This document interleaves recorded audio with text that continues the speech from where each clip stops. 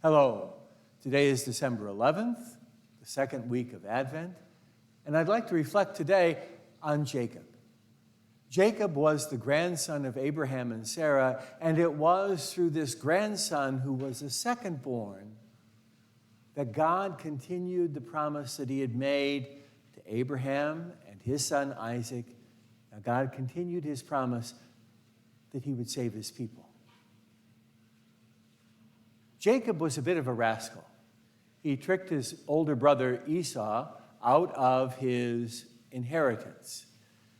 He conned him by offering him a bowl of food when he was very hungry in exchange for his birthright.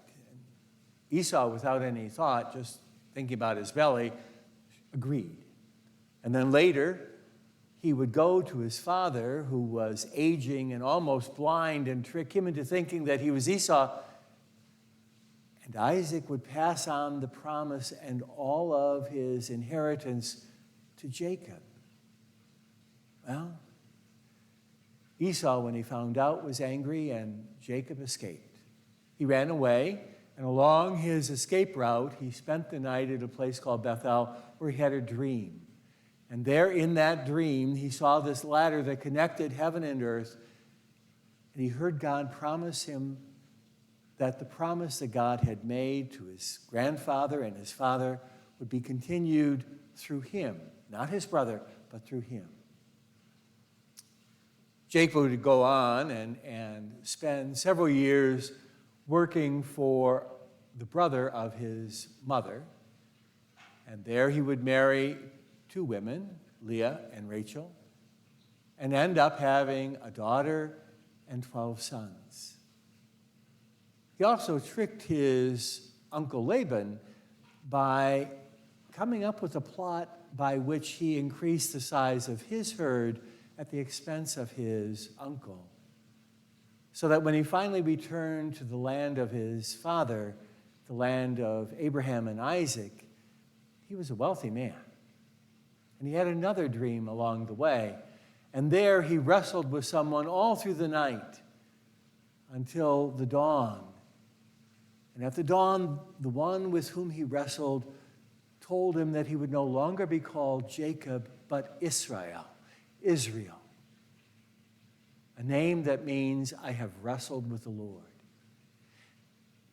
And the reason why I really love the story of Jacob is that I remember the day that the professor in freshman year of college, Old Testament Theology 101, told us about Jacob and his name change.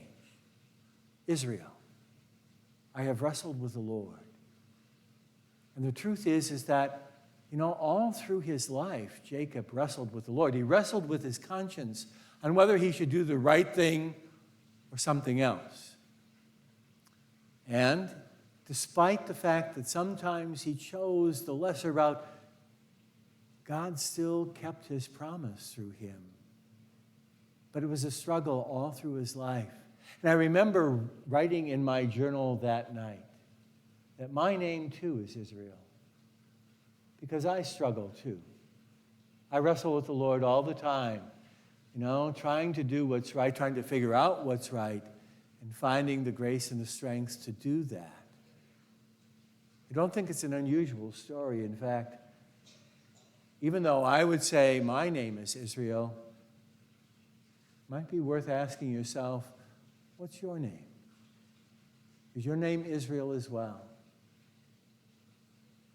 During this Advent time, it's a time to look at how we live our life and how we work to bring about the kingdom.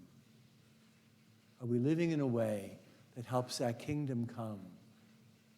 Do we wrestle with that? Do we seek the right answers? Happy Advent.